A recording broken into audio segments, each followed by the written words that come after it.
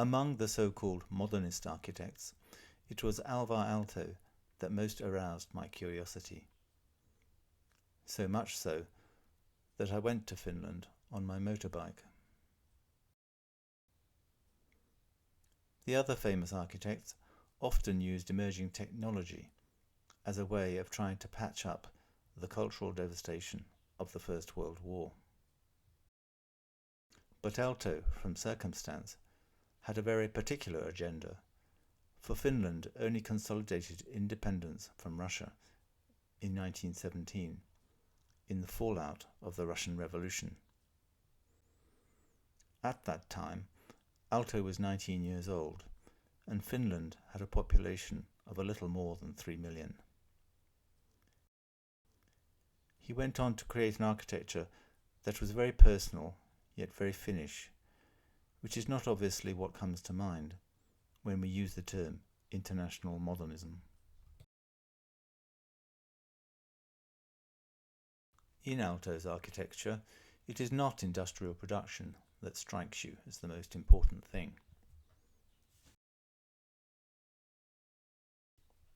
Elsewhere, reinforced concrete, steel and glass were sold as the only way to construct a future society with a short ride in a fast machine. Aalto's work touched me by its humanism. The spaces that he created, both inside and outside buildings, were the kind of environments that I could imagine people would value in their everyday lives. His use of materials, particularly wood, set him apart from most of his modernist colleagues. He was a co-founder of Artek, the Finnish furniture company, which came into being in 1935 as a consequence of commissions for public buildings won by Aalto and his professional partner and wife, Aino. My architecture professor at Bristol had Aalto stools in his house, and I suspect that this was the start of my interest in furniture design. Unsurprisingly, mass production of furniture began in the 19th century. This is Francisco's tonne rocking chair.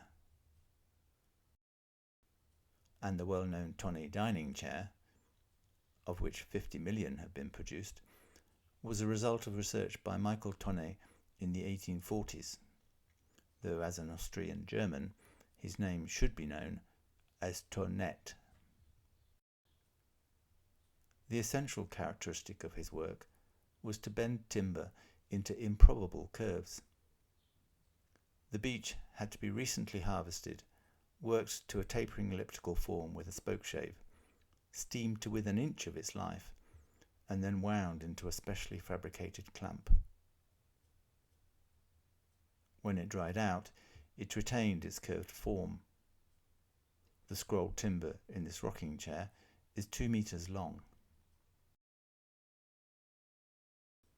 It was nearly 100 years later that Artek developed their furniture, slicing wood into veneer thicknesses and then recombining the strips to make curves with oodles of resin glue and elaborate clamps.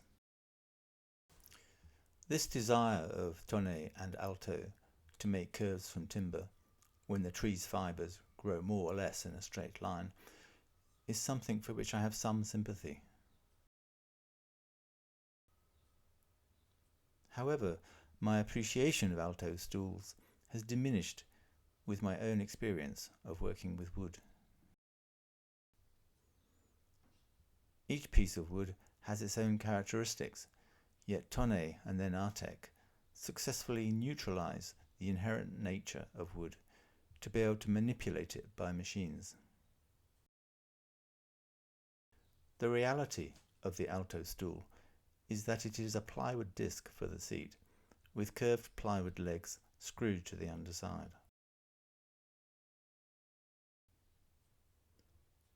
I wanted to buy an Aalto stool, but as a student I bought 4 sub-IKEA imitations. For some reason, there were 4 legs, and because they were cheap, the stools wobbled like a cafe table. It didn't take me long to remove one leg from each stool and reposition two of the others to make a tripod stool that cannot wobble. Funnily enough, I came across the 4 spare legs just a couple of years ago and gave Francisco a birthday present using a piece of leftover cedar to make a coffee table. The legs were screwed to the underside, just like Artec. I have a distaste for mechanical fixings, particularly in furniture. This no doubt stems from the time I've spent working on pre-industrial buildings, when everything had to be done without them. The Aalto stool has 4 plywood components held together with 6 fixings. The tonne rocking chair has 12 timber components and no fewer than 44 screws. I also wanted to design timber furniture with curves, but without mechanical fixings. Designers do not usually sit around designing for themselves. There is too much to design or redesign, so they respond to other people's needs. 30 years ago and still today, my architectural work always includes careful joinery.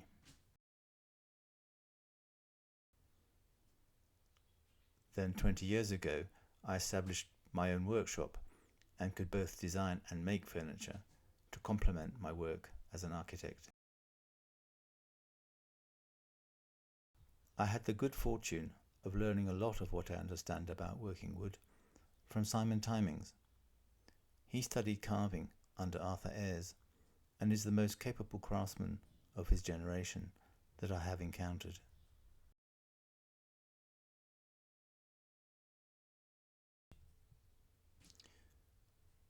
My first exploration of how to make curved legs was with a coffee table for Germain. As usual, it was architecturally inspired, i.e. the dimensions were such that they defined a space.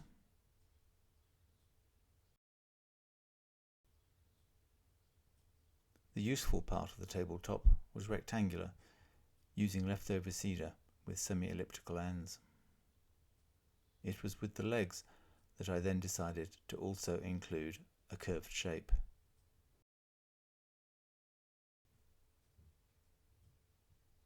Working a curve into a standard leg and rail substructure is no big deal, you could say.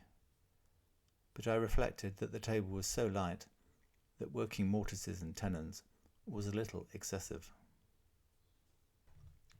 With legs only 16mm thick, I edge glued planks together to make the legs and rails and cut the curve from that.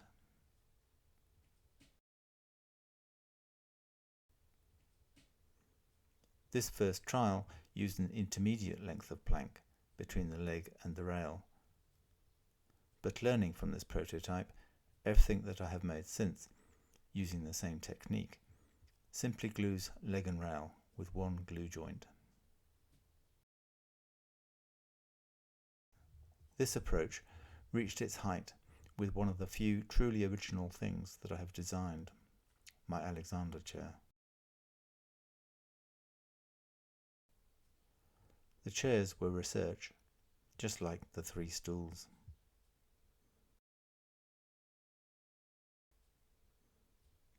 I began with 4 prototypes in ash, chestnut, oak and cedar before I had the confidence to make 4 more from very light and weak softwood. All of them are still going strong and use only 6 components compared to 11 in a standard dining chair. They are glued together with no mechanical fixings. I was, therefore, well placed to take on my own challenge of designing a stool entirely of simply glued natural timber with no mechanical fixings. Everything that I make is drawn before I go to the workshop. It is a long-standing myth that design comes from immediate creative genius. creative genius is needed, but not half as much as experience. In many respects, my previous work had shown me how to make the legs, so the design issue was how to integrate the seat with the legs without using mechanical fixings. As is often the case, having limited resources and limited equipment create a well-defined context from which creative ideas emerge. For example, if I had a lot of wide planks, I might have considered a disc for the seat, cut from a single plank, like the Aalto plywood seat. But most of the timber that I do have is from small diameter trees from my own woods. This led to me realizing that the seat could be 3 separate pieces, jointed and glued to the sides of the legs. I had already decided to use walnut for the legs. It can have a wild grain, but that doesn't seem to weaken it. And for the contrast, I used wild cherry for the seat, which, being less dense than the walnut, would lower the centre of gravity of the stool. The key to gluing is clamping, as both Tonne and Artek will confirm. Gluing up the legs required excess timber to allow the clamps a seating, which was later cut off. The overall leg shape is made by using a 5mm plywood template, precisely worked by hand, against which a router cutter bearing runs. With the leg shape complete and the 3 seat components cut to the 120-degree angle, the simple tongued and grooved joint between them could be run. All 3 of the legs are identical, and all 3 of the seat components are identical. You might think it was designed for mass production.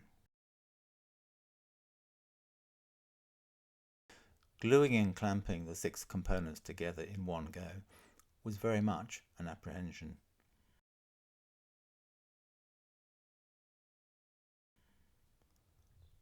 I only have standard clamps, and my first attempt without glue clearly didn't work, as the clamps were getting in each other's way. Eventually I got there, again by having excess wood to make a seating for the clamps, which is later cut off. The eventual shape of the seat is intentional for a very functional reason. An aspect of many chairs for public buildings is to be able to stack them and store them away. The Aalto stool legs project outside the seat itself to allow just for this, as well as making the stools more stable.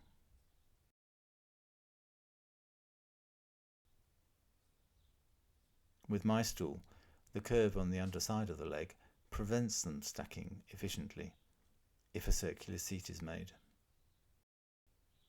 However, by reducing the width of the seat midway between each leg, they can be stacked better. The shape of the seat is a result of this consideration.